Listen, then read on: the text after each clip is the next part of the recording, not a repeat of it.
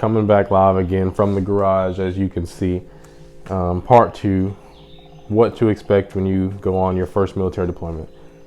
As I was looking over my notes, like I just made a couple notes. This isn't scripted or nothing. I'm just talking about some things that kind of stick out to me, just kind of going off, the top of my head. And I covered a lot of the notes that I had in my first video, and I realized that I didn't really talk to you guys much about what I actually did overseas. So I'm gonna try and do that now, but obviously I can't tell you everything, because of security concerns, things like that. But I'll try and describe it, as best I can, as vaguely as I can. But if you've seen some of my other videos, then you know that I'm a 19 Delta, which is a Cav Scout, Cavalry Scout. Overseas, there's the main military base that was in East Africa that I mentioned. But as a Cav Scout in Africa, my unit, we worked on a remote airfield that was out in the middle of nowhere. And we were security forces for that airfield, basically. And our daily or our weekly grind was, we'd work out on the airfield and provide security for several days. And then we would rotate back to the main military base for, a little bit of rest, recuperation, and, to reload, clean all of our gear, reset, and just get that fresh start. So that was the grind for the entire deployment for me. Being in combat arms, a lot of the times, your daily grind will stay the same. Obviously, experiences can be different, but for us and being in combat arms, our grind was just the same every day. But, obviously doing different jobs can have different perks and different things like that. But that wasn't the case for us. But that's what we did. We would work for several days, and we would rotate back, reset, get a little bit of rest, and then rotate back out and work. While we were working out on the airfield, it was bare bones, man. We're sleeping in tents. That Africa heat that I mentioned. Some things they don't tell you about that is, when you go to East Africa, disease is a really huge thing. There's diseases all over the country, illnesses that your body will have never been exposed to anywhere outside of Africa. There's just some nasty stuff out there. But malaria is one of them, and we were required to take an anti-malarial pill to protect us from getting that infection. And, you have to take that pill once a day, every day, for the entire, however long you're in country, you got to take it.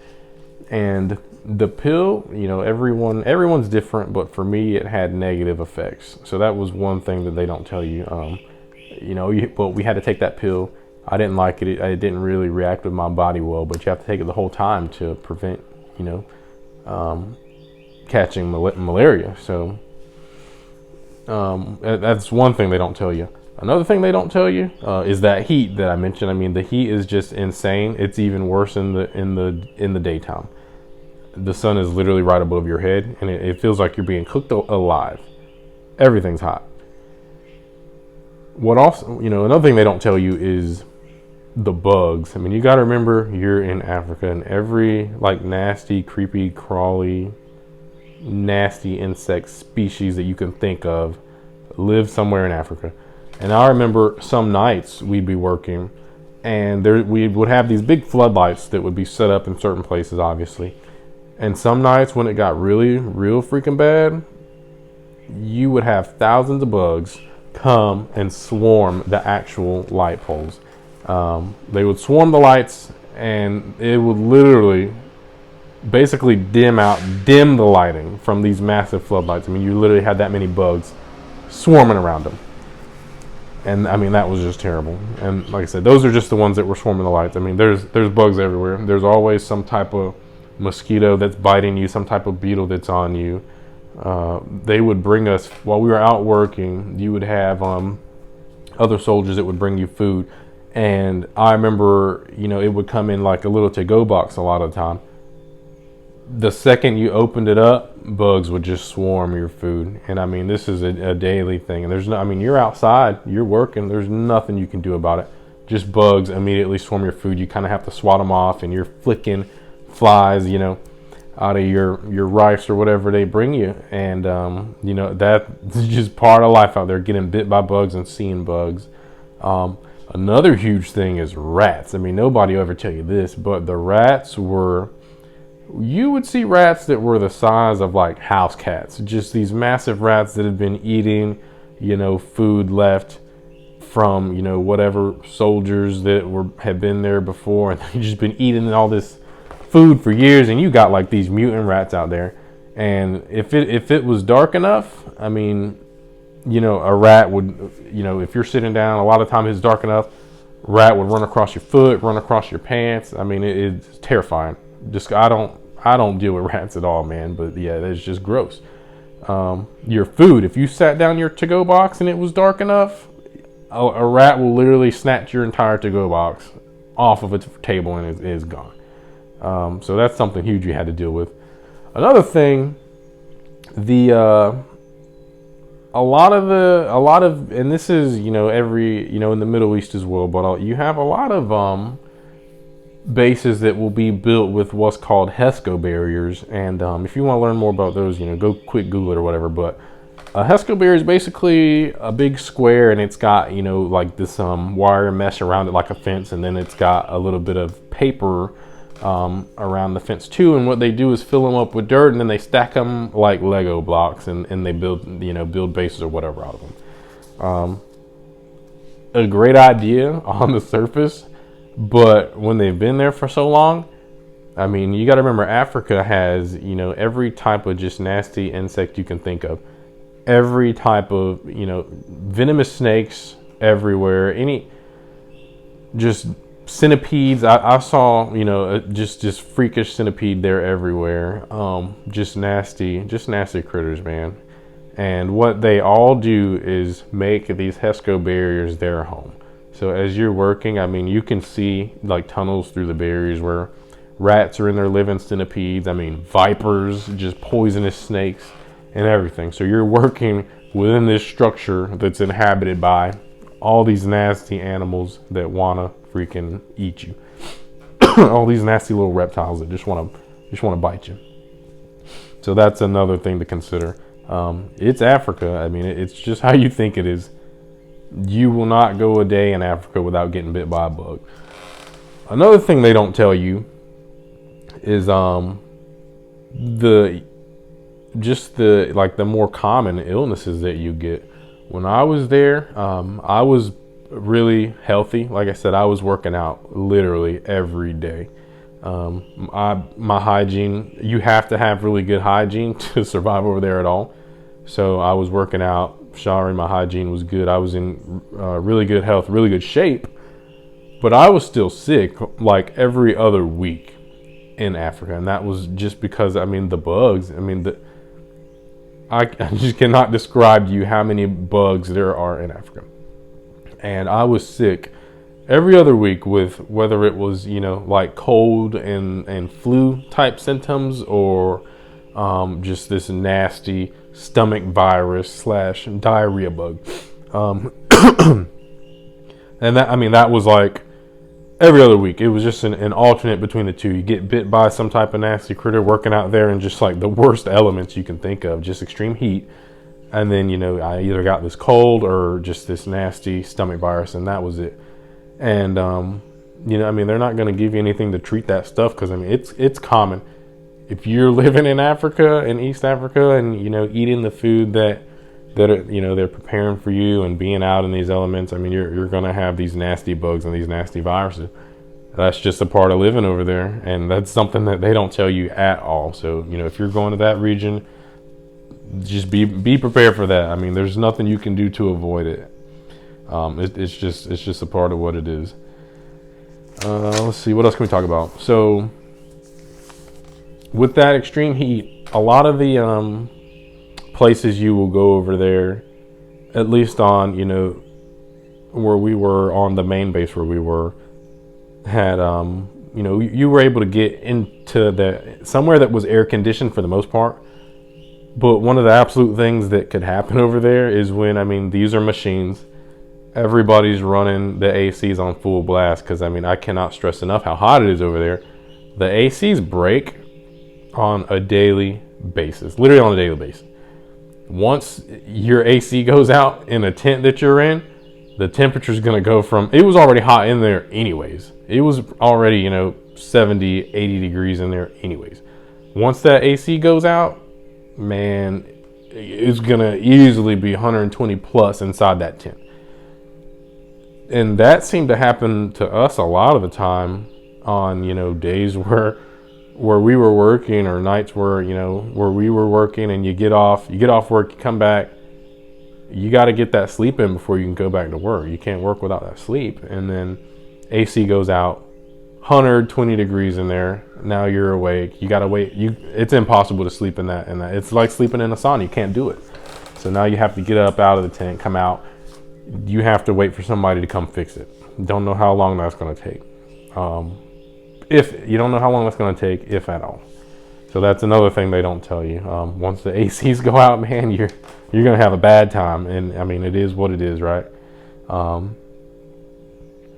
Like I said, deployments can be rough, but just make sure that you have that stress outlet. I keep mentioning that because, I mean, it's huge, and that's how most people will get through their deployments, is having like a good positive outlet. If you're a smoker or whatever, I mean, you do you, whatever.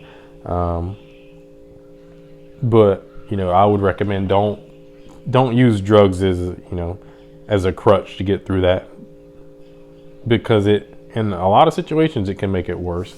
The main base where we were rotating in and out of, I mean, like I said, you can get all your tobacco there. You can get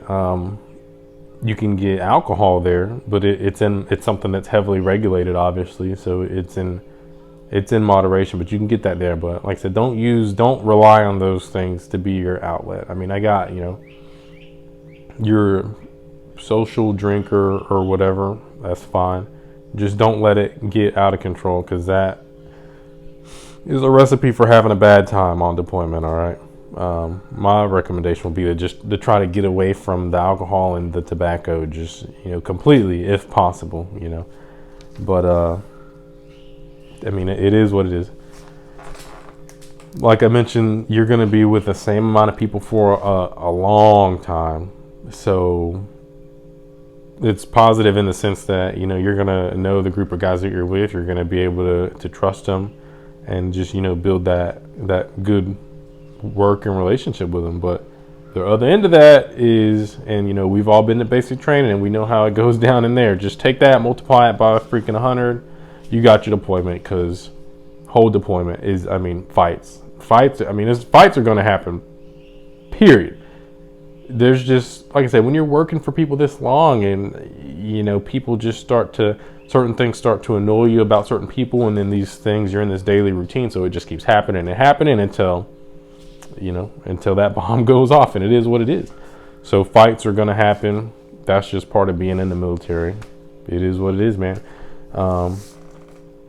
You're going to be dealing with people who complain a lot. I mean, like I said, a lot of people, especially when my unit deployed, most of us hadn't been on deployment, so there was a lot of complaining that came with that. There was a lot of people that didn't like a lot of the things that we were doing. So that's something you're going to have to deal with. It's just these negative people who have a problem, but they're the worst kind of person, because I mean, they have a problem, but they're not offering a solution to fix the problem. If you have a problem, then offer a solution to fix it. Don't just complain about it and say how wrong something is. Be part of the freaking solution. But you're going to be dealing with people like that. Another thing is, just all in all, it's not, for me, I say that my deployment wasn't great just because of a lot of the things that I dealt with personally. And that was, just things specific to the region. Like I said, the bugs, the rats, just, dealing with that climate. And some of the people that I was working with, just, some of these relationships that, people, people that just get on your nerves. Like I said, those fights that I mentioned, some things that I might not have agreed with that were done, some things that I thought were just stupid that we did. Those are things that contribute to me saying that, it wasn't a great deployment, but all in all, it could have been a lot worse. But, we were considering, the things that I mentioned, we were still taken care of pretty good, I'd say. I mean, we were taken care of pretty good. There was only a few times where I had to deal with those shortages, like I mentioned, not having the things that we actually needed. But as far as the actual necessities, I mean, we were provided for pretty good. There was never a time where I was working where I had to go out with food. Water and Gatorade always available. Comfort food was pretty easy to come by. It wasn't a really big deal. And then the Wi-Fi, like I said, we were fortunate enough to where we had enough infrastructure where I was able to get on the Wi-Fi, communicate with people back home pretty frequently, and that was pretty huge for me, having a family and everything. I mean, some of you guys might be single soldiers or whatever, that might not be a big deal to you, but like I say, it was a really big deal for me, and they took care of us pretty good with the Wi-Fi. Where we were, there was a gym that we could use, and that was really good for me, and that was my outlet. So all in all, I mean, we were taken care of pretty well. The quality of life was pretty good, but just when you compare living in Africa versus being here or being in the specific region where we were in Africa versus being back here in America, I mean, obviously the quality of life is going to be different, but we were paid really well for putting up with all those things that I mentioned. So all in all, the deployment could have been a lot worse. Just there was a couple things, just me personally, a couple issues that I had, but as far as the greater mission, I mean, everything, we completed the mission, everything worked out pretty well. We were able to come back home. Our whole unit came back. No really major injuries that we had. We didn't lose anybody or anything like that, so that's always great. After the deployment, that was probably one of the most happiest moments in my life, when they say, all right, pack up, we're going back. And that's something that you'll have like a relative timeline as to when you're going back, and that's something that I was looking forward to, was leaving the entire time. But you'll have that timeline, and once I got that call, packed my stuff up, got on the airplane, and we're flying out. Man, look, that's one of the happiest moments in my entire life, because you got to consider, for that whole time we were in country, I mean, it was a great experience. I got to see like a lot of things that I would have never been able to see, but it's just that daily grind, and getting on that airplane and flying out of there, and looking like really far into the distance and seeing those things that I hadn't seen, and just leaving that place was, man, that was a great feeling. Just getting on that plane, leaving this country, and knowing that I'm headed back. You will never be more grateful to be in America, unless it's after you're getting done with a military deployment and you're coming back. On the way back, we did make a couple stops. We stopped at another base over somewhere in the Middle East. Won't go into specifics or anything, but we stopped, picked up a lot of soldiers on the way back, hung out at a couple different places, just kind of hopscotching all the way back until we got back to Texas. That was an awesome feeling, getting back in Texas, man. Everybody that was on the plane, first thing you do, your phone, it actually works now. You're back, so you can you can actually turn your phone back on, take that thing off of airplane mode, and you can make a phone call. That is an awesome feeling, being able to just pick up your phone and just call somebody. That's something that you'll definitely just the little things, right? But that's something that you'll definitely miss being out of country, is being able to just pick up your phone, just call somebody, or just text somebody whenever you want to talk to them. But everybody on that plane, like as soon as we landed back in Texas, was calling their loved ones. That was a great feeling. Probably just being back in America, that was definitely one of the happier moments of my life. I mean, if you've been on a deployment, then you know what I'm talking about. But you just can't really describe it. It's like you can just kind of, it's like you're wired just from that whole deployment and just going hard for that long, and you can finally turn it off and start to relax, and decompress when you get back. And that's what the demobilization will be. Active duty units will do it a little bit differently. Can't talk today. But for us, I mean, we come back, we go back to Texas. The active duty guys that flew back with us, I mean, they literally just had their cars in the parking lot. They just went home. Like they literally hop off the plane and go home.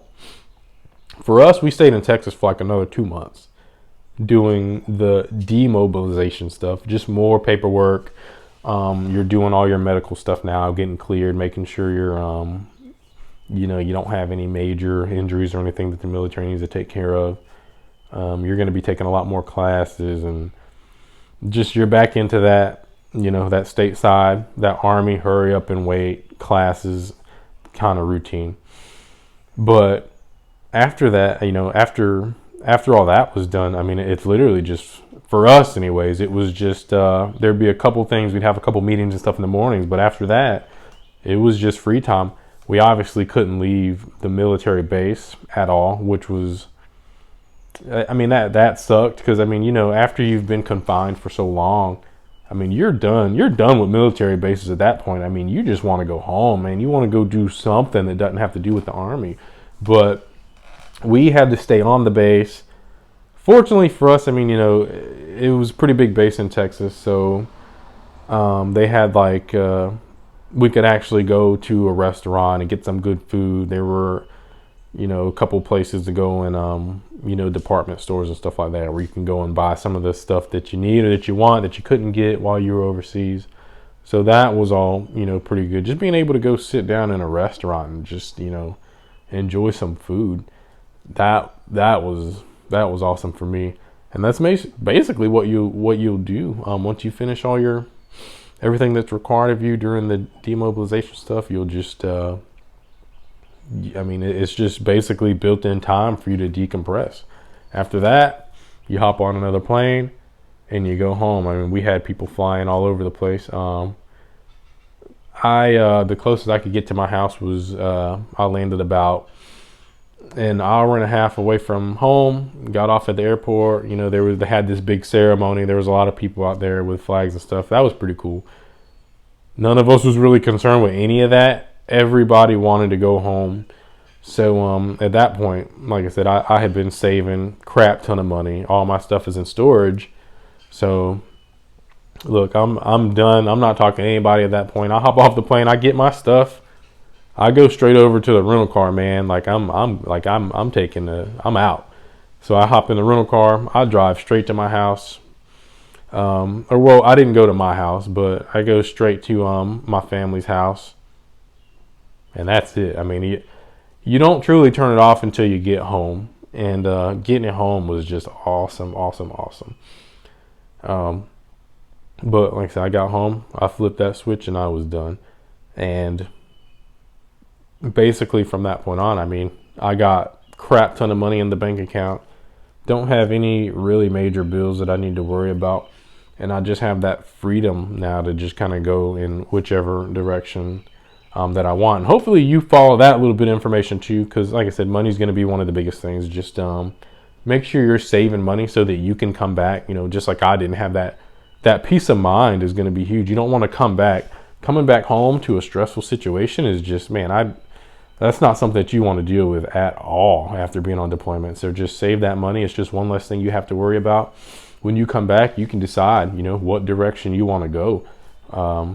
You got the capital for it. Now you just have to, you got to decide what you want to do with it. Keep saving it, start spending it. I mean, it's your money, and like I said, one less thing to worry about. But I was really fortunate that it worked out for me that way. I can't think of anything else right now. Just the same, just like my other videos. If y'all have any questions, just ask it in the comments. I'll try and answer it. If you have any other ideas for any videos or anything that you want me to talk about, just leave it in the comments and we'll see what we can do. But that's all I got for you today. Thanks.